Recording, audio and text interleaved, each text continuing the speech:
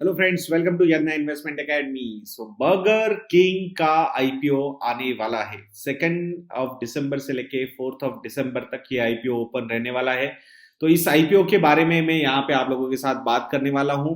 But हमारे जो स्टॉकोमीटर plus के जो सब्सक्राइबर्स है उनके लिए एक छोटा सा एनालिसिस फूड सर्विसेज मार्केट इस पे हम करने वाले हैं, so that it's not only about burger king IPO, क्योंकि यहाँ पे बहुत सारे लिस्टेड प्लेयर्स है, जैसे कि जुबिलेंट फूड वर्क्स हुआ जो डोमिनोज को चलाता है, या फिर जो वेस्ट लाइफ हुआ जो मैकडोनल्ड्स को चलाता है। तो ये दो कंपनीज और ये नई कंपनी जो अभी लिस्ट होने जा रही है, तो ओवरऑल इस मार्केट के बारे में हमें पता होना चाहिए। And that's why I just failed कि मैं एक सेपरेट वीडियो हमारे स्टॉकोमीटर प्लस सब्सक्राइबर्स के लिए बनाऊं, बट बर्गर किंग का आईपीओ इसके बारे में एक डिटेल्ड वीडियो मैं आप लोगों के सामने लेके आया हूं। सो वीडियो शुरू करते हैं दोस्तों। सो बर्गर किंग का आईपीओ, अगर टोटल आईपीओ की साइज की बात हम करते हैं तो 810 करोड़ रुपीस का ये आईपीओ है, जिसमें से फ्रेश इशू जो है, जो पैसा यूज करने वाला है कंपनी, वो है 450 करोड़ रुपीस, यानी कि 7.5 करोड़ इक्विटी शेयर्स यहाँ पे इशू किए जाएंगे। और इसका जो प्राइस बैंड है वो 59 to 60 रुपीज है। तो मैं ये जो भी बातें आप लोगों के सामने कर रहा हूँ, तो ये मैं जो हाई लेवल का, हाईएस्ट लेवल का जो बिडिंग है दैट इज 60 रुपीज, उसके हिसाब से मैं आपको बता रहा हूँ। ऑफर फॉर सेल यानी कि प्रमोटर्स पैसे लेके जाने वाले हैं वो है अराउंड 360 करोड़ रुपीज। तो 6 crore equity shares promoters sell करने वाले हैं और अपना स्टेक वहां पे कम करने वाले हैं। तो पोस्ट आईपीओ जो प्रमोटर्स का स्टेक रहेगा वो रहेगा 52.9%। क्यूएसआर एशिया प्राइवेट लिमिटेड, ये जो एवेस्टोन ग्रुप का ओन्ड ये कंपनी है, तो वो यहां से अपना स्टेक कम करने वाला है। तो ऑब्जेक्टिव्स क्या है, ये जो पैसा रेज किया जाएगा, क्योंकि 360 करोड़ रुपए दैट इज 360 करोड़ रुपीस तो घर पे लेके जा रहे प्रमोटर्स, तो 450 करोड़ रुपीस ये जो पैसा यूज किया जाने वाला है, जो एग्जिस्टिंग डेट है उसको कम करने के लिए किया जाएगा, रिपेमेंट ऑफ डेट। और नए जो रेस्टोरेंट्स इनको खोलने हैं, क्यूएसआर क्विक सर्विस रेस्टोरेंट्स जिसे कहा जाता है, वहां पे बहुत ही एग्रेसिव एक्सपांशन पुश ये कंपनी देने वाली है, उसके बारे में मैं आपको बताने वाला हूं। But in November 2020 Burger King raised around 92 crore rupees as pre IPO placement from Amansa investments limited. ये एक रेप्यूटेड इंस्टीट्यूशनल इन्वेस्टर्स है, तो उनके थ्रू इन्होंने ये पैसा रेज किया है। और जो भी ये पैसा अभी फ्रेश इशू में रेज करने वाले हैं, इससे काफी अच्छे प्लान है इनके। Around 700 restaurants by December 2026। अभी we are in December 2020 and for the next 6 years they have a clear growth path for as expansion path ready, and it looks quite interesting कि इतना लंबा एक्सपांशन का plan इन्होंने already open किया है, that too in the IPOs. Normally what we see the kind of guidance companies give is for next 1 year 2 year 3 year kind of thing. तो 6 years का guidance, काफी एग्रेसिव गाइडेंस इस company ने यहाँ पे दिया है। सो लेट अस सी कि कितना कर पाते हैं, पुराना ट्रैक रिकॉर्ड क्या है इनका, ये भी मैं यहाँ पे डिस्कस करने वाला हूँ। सो दिसंबर 2 से लेकर दिसंबर 4 तक ये आईपीओ ओपन रहने वाला है। 59 to 60 रुपीज ये प्राइस बैंड है, और 250 shares in one lot and in multiples आप अप्लाई कर सकते हो। तो वो निटी ग्रिटीज आई थिंक आपको कहीं पे भी मिल जाएगी। So it's not a rocket science, तो हम उस पर ज्यादा दिमाग नहीं लगाते। तो अभी कंपनी का एनालिसिस करते हैं। Burger king India, one of the fastest growing international quick service restaurant, QSR chains बोला जाता है इसे in India, an Indian subsidiary of US based hamburger fast food restaurants chain. तो काफी लंबा एक्सपीरियंस इस पर्टिकुलर कंपनी या फिर पेरेंट कंपनी के पास अवेलेबल है। How to establish a brand, how to grow a brand, ये काफी बढ़िया लेगेसी कंपनी के पास, कंपनी के प्रमोटर्स के पास है। So that is a good sign. So second largest fast food burger brand and has an exclusive right to establish, develop and operate Burger King branded restaurants in India। तो इतने rights इनके पास है, यानी कि establish करना या फिर develop करना, ऑपरेट करना बर्गर किंग के ये जो रेस्टोरेंट्स है, तो ये सारी चीजें इनके मतलब अवेलेबल है, इनके पास अवेलेबल है। This is the second largest fast food burger brand. First number का बर्गर ब्रांड कौन सा है, ये आप मुझे कमेंट सेक्शन में बताओगे। So it will be an interesting thing, let us see. Pan India presence अगर आप देखोगे तो 261 रेस्टोरेंट्स है इनके पास, इंक्लूडिंग 8 सब फ्रेंचाइज्ड रेस्टोरेंट्स अक्रॉस 57 सिटीज। तो इनके पास ऑलरेडी 261 रेस्टोरेंट्स है and now they are planning to open 700 restaurants approximately by December 2026. These 700 would include company outlets and sub-franchised entities also. In a way, McDonald's kind of thing they want to promote more and more कि franchise देना है, सब franchise देना है वहां पे. So let us see will they be able to do it or not. So Burger King India, इसके अगर peers का हम कंपैरिजन करते हैं तो यहाँ पे हम सिर्फ और सिर्फ बर्गर वाले रेस्टोरेंट्स का नहीं कंपैरिजन करेंगे. हमें यहाँ पे ओवरऑल क्विक सर्विस रेस्टोरेंट्स में क्या क्या आता है, जैसे कि डोमिनोज का पिज्जा हुआ या फिर KFC बर्गर हुए या फिर देन सबवे हुआ, तो ये इनके साथ ये कंपैरिजन होना चाहिए. तो कब कौन सा ये कंपनी एस्टेब्लिश हुआ था इसके बारे में हम बात करते हैं. तो डोमिनोज ये अगर हम बात करेंगे जुबिलेंट फूड वर्क्स, सो इसका जो मार्केट शेयर है वो अराउंड 21% का है डोमिनोज का, और ये शुरू हुआ था 1996 में. मैकडोनल्ड्स ये कंपनी भी 1996 में ही इंडिया में आई थी, उसका मार्केट शेयर है 11% का. Domino's 21% market share, McDonald's 11% market share. 2004 में KFC आया था, current market share is around 10%. Then 2001 में सबवे ने एंट्री ली थी, 6% का मार्केट शेयर है. And now Burger King which was established in India, मतलब लॉन्च जब हुआ था इंडिया में वो था 2015 का, एंड अभी 5% का मार्केट शेयर इनके पास अवेलेबल है. सो रेवेन्यू ग्रोथ वर्सेस पीएस की अगर हम बात करते हैं तो यहाँ पे 2 की drivers of a growth in a retail industry अगर हम बात करेंगे, how fast you can grow stores, तो ये एक चीज होती है, and how much money you can make in each store, तो ये दोनों चीजें देखना बहुत ज्यादा इंपॉर्टेंट है. तो अगर 2015 से हम बात करेंगे, जिस साल ये लॉन्च हुआ था इंडिया में, तो उस साल उन्होंने FY15 में 12 ये स्टोर्स ओपन किए थे, रेस्टोरेंट्स ओपन किए थे. उसके बाद FY16 में 49 हुए, देन FY17 में टोटल रेस्टोरेंट्स 88 हुए, FY18 129 restaurants, FY19 187 restaurants and FY20 260 restaurants. In this particular year, up to 30th of September 2020, इन्होंने सिर्फ नया एक रेस्टोरेंट ओपन किया है. So now current tally of restaurants is 261, including the sub franchises also.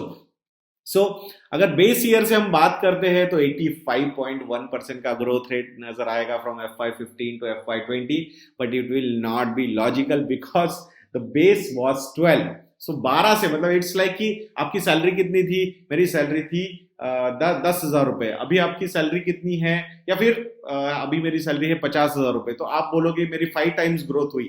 So 40,000 actual is the growth. तो base के हिसाब से हम कंपेयर करेंगे तो that would be wrong, that is the thing.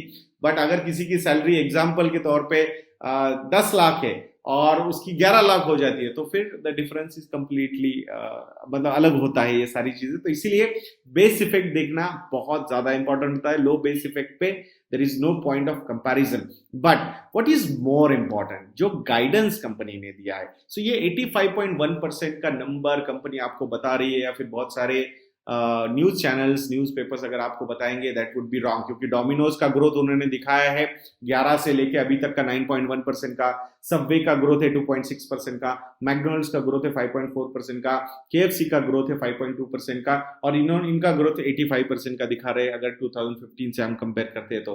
So that would be a wrong comparison. So now what we need to see, what we need to see is between FY20 to FY26 what they are targeting. They are targeting 700 restaurants या stores.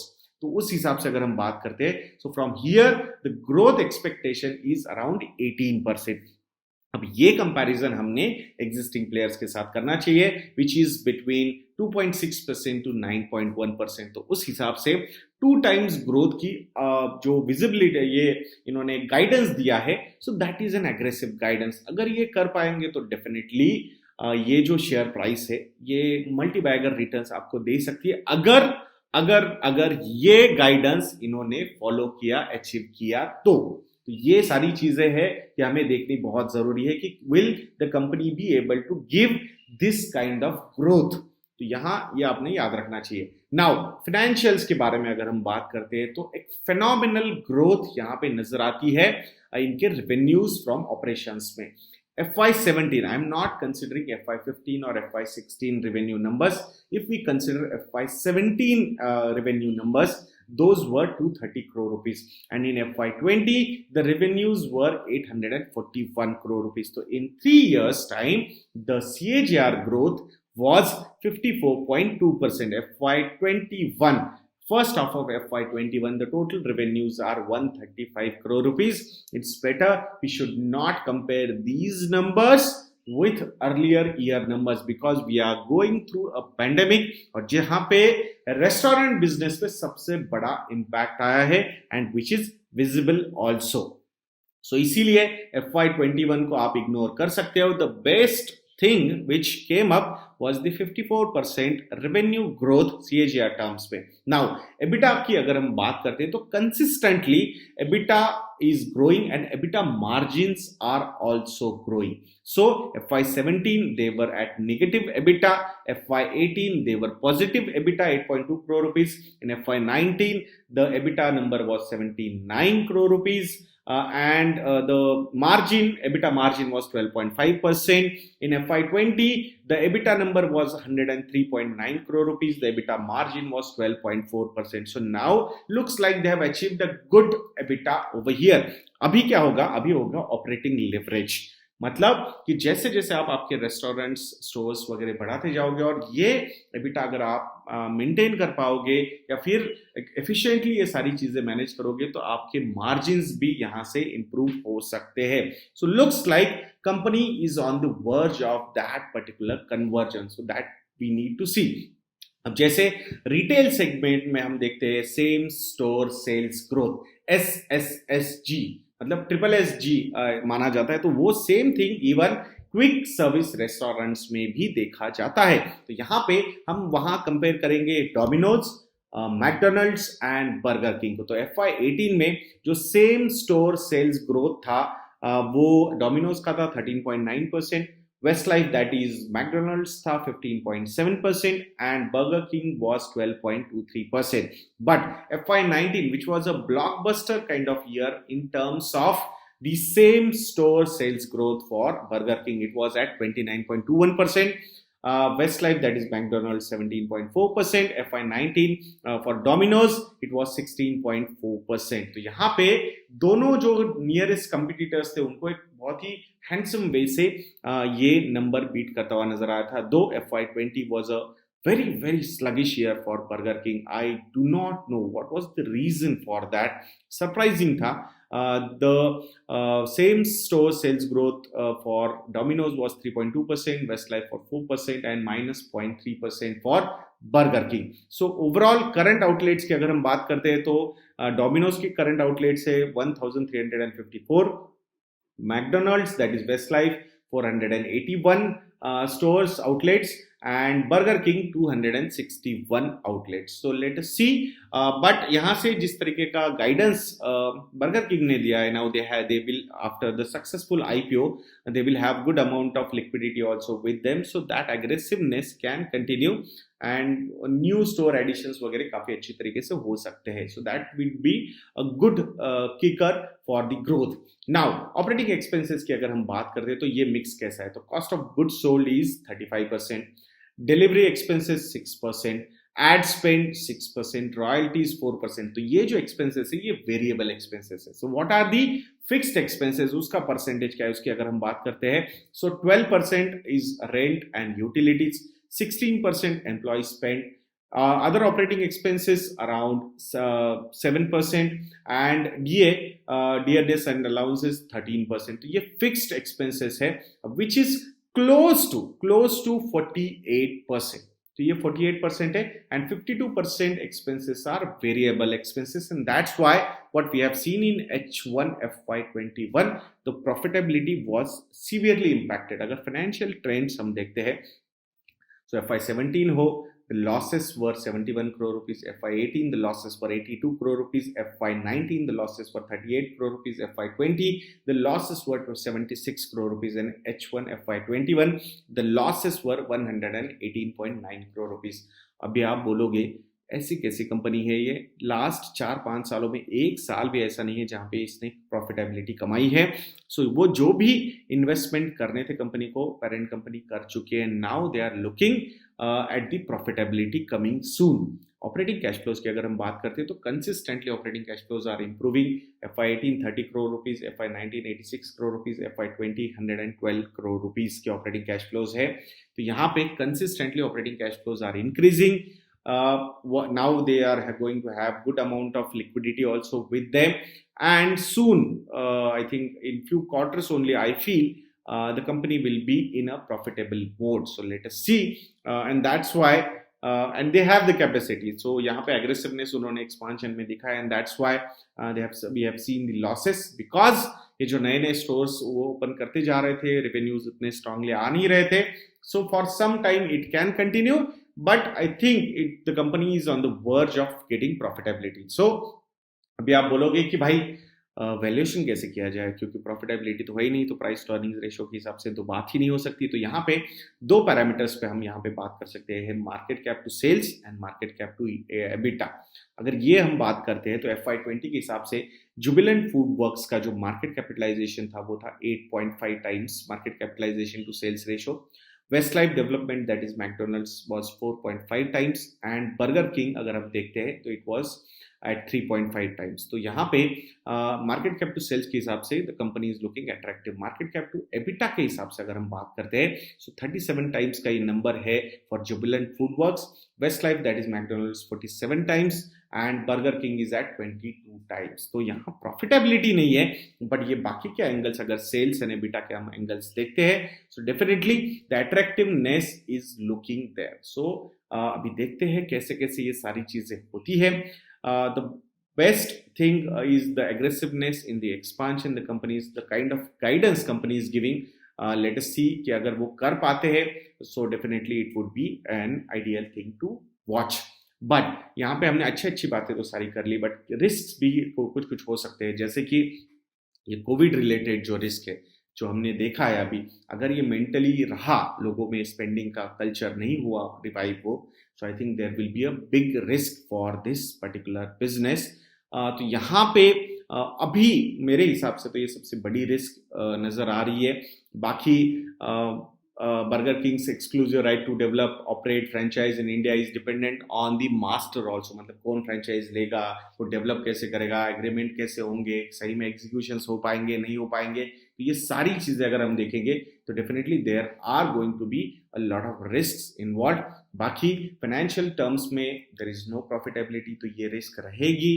Company कितना deep जाना चाहती है, कितना aggressively expand करना चाहती है, because नए रेस्टोरेंट्स अगर खुलेंगे तो इमीडिएटली प्रॉफिटेबिलिटी वहां पे नहीं आ सकती. Existing same sales stores growth की अगर हम बात करते हैं, सेम स्टोर सेल्स ग्रोथ की अगर हम बात करते हैं, तो डेफिनेटली वहां पे बहुत सारी पॉजिटिव चीजें नजर आ रही है. But to continue or grow on them, I think that particular challenge is going to be there for this particular company. So it depends आप किस टाइप के इन्वेस्टर हो, आप कितना कंफर्टेबल हो, are you using this particular restaurant, इनके products आपने consume किए, क्या are you happy with that और नॉट, ये सारी चीजें आपको देखनी होंगी. और आपको कितना भरोसा है इनके गाइडेंस पे. तो अगर आपको लगता है कि नहीं मुझे तो पूरा भरोसा है बर्गर किंग के गाइडेंस पे, तो फिर आप उसमें इन्वेस्ट कर सकते हो. I will not be surprise कि यहाँ पे मल्टी बैगर रिटर्न्स भी ये कंपनी निकाल सकती है अगर ये फॉलो करती है तो, बिकॉज वो ट्रेंड बहुत ही कॉन्ट्राडिक्टरी है जो बाकी कंपनीज दे रही है. ग्रोथ सेल्स स्टोर ग्रोथ जो हो रही है 2%, 3%, 4%, 9%, सो 18% का store count growth is difficult, but अगर अचीव कर पाएगा सो डेफिनेटली आई थिंक काफी अच्छा रेस्पॉन्स मिल सकता है फ्रॉम दी परफॉर्मेंस, कंपनीज के स्टॉक परफॉर्मेंस में. सो लेट अस सी क्या क्या होता है क्या क्या नहीं होता है. आप आपके एडवाइजर को पूछ के ही डिसीजन लेना आपने, ये मेरा सजेशन रहेगा. दो ग्रे मार्केट में अराउंड 30 to 40% का प्रीमियम इस आईपीओ को, इस स्टॉक को मिल रहा है, इस कंपनी को मिल रहा है. So it means market is looking positive. वैसे ही everyday we are touching new highs in the market, so we should not be surprised कि यहाँ पे और सब्सक्रिप्शन बहुत ज्यादा हो सकता है. दो इन्वेस्टमेंट का डिसीजन जो है, जो as a retail investor you should take on 4th of December last day पे आपने लेना चाहिए. I think you will get a lot of clarity also for the IPO application. So मैं आशा करता हूं कि आपको ये वीडियो अच्छा लगा होगा. ऐसे ही वीडियोस के लिए इस चैनल पे बने रहिए दोस्तों, और स्टॉकोमीटर प्लस के सब्सक्राइबर्स बनना मत भूलिएगा. Even you can go and try our model portfolios also on investindia.in. तो ऐसे वीडियोस के लिए इस चैनल पे बने रहिए, और नेक्स्ट वीडियो तक के लिए मुझे आज्ञा दीजिए दोस्तों. जय हिंद.